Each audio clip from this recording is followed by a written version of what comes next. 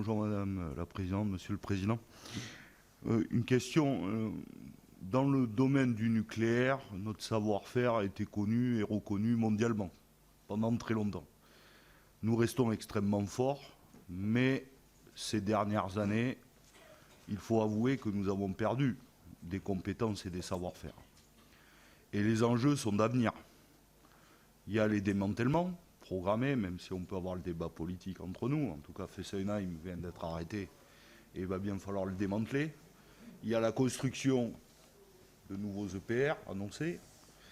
Et puis, il y a tous les enjeux d'avenir sur ITER ou Astrid. En tout cas, il va nous falloir concentrer beaucoup d'argent, public et privé, pour développer cette technologie. Sauf que il manque aujourd'hui cruellement de savoir-faire et de compétences.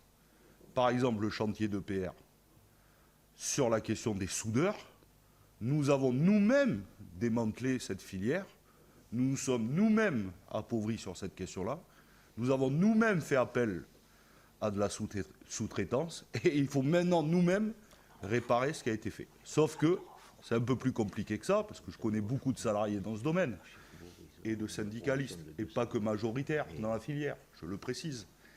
Mais ils nous disent, nous sommes mis en très grande difficulté.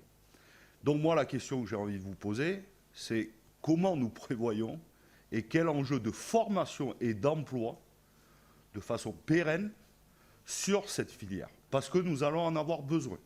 Et aujourd'hui, on nous dit que, par exemple, le recours à la sous-traitance nous a mis en extrême difficulté. Donc ça aussi, j'aimerais avoir votre avis sur cette question-là. Et puis juste sur la part publique et privée dans le domaine de la recherche, là aussi, il y a une alerte. Certains nombres l'ont dit.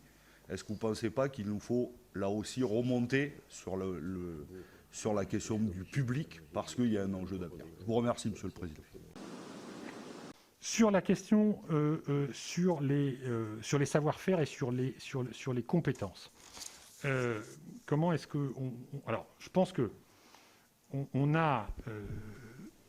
enfin, pardon, je vais dire peut-être des choses qui peuvent apparaître banales, mais la diminution du nombre de chantiers a fait effectivement, dans le domaine nucléaire, qu'on a eu diminution du besoin, et donc on ne l'a pas forcément complètement anticipé, c'est le moins qu'on puisse dire.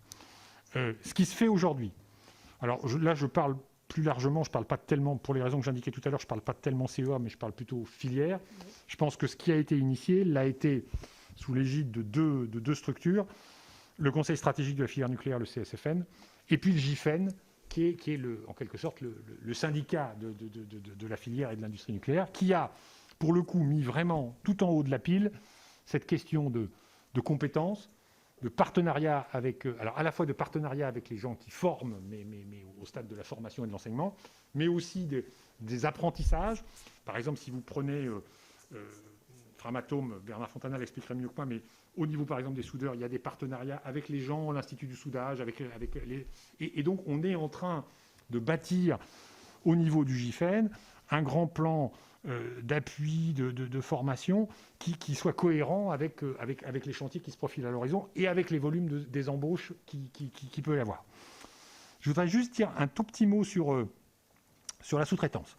Je pense que sur la sous-traitance, c'est pas un bien ou un mal en soi.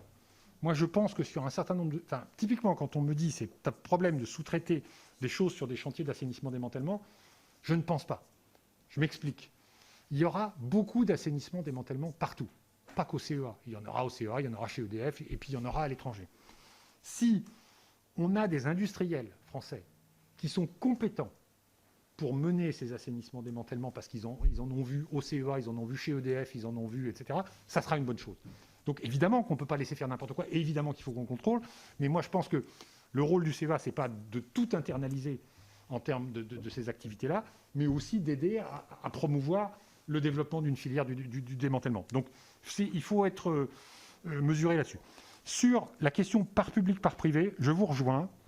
Aujourd'hui, on est sur un certain nombre d'activités que le CEA a, en partenariat avec l'industrie. On est sur un modèle de financement où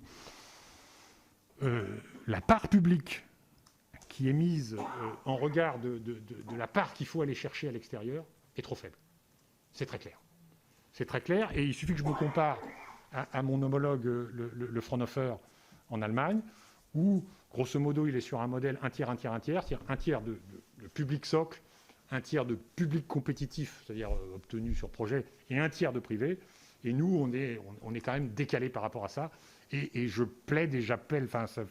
on a, ceci dit, obtenu quelques bonnes nouvelles pendant le mandat, c'est-à-dire que j'ai obtenu, je pense maintenant, que ce besoin-là soit mieux reconnu, et donc on a un meilleur taux de financement dans le cadre des PEPR, où la nature de l'organisme est mieux prise, et donc la part publique est plus élevée.